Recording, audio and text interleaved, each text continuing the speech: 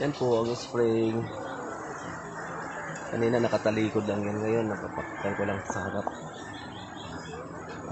Makita talaga.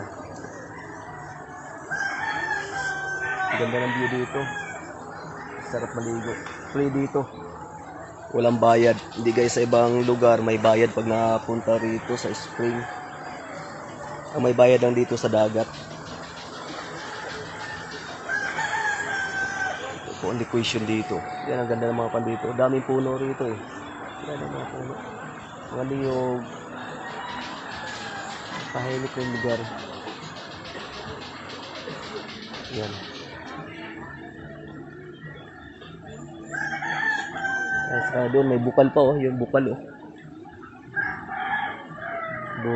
Bukal yung tubig. Naangat. Diba ang ganda no? Ang sarap magtampisaw dito. Walang ka problema, walang bayaran.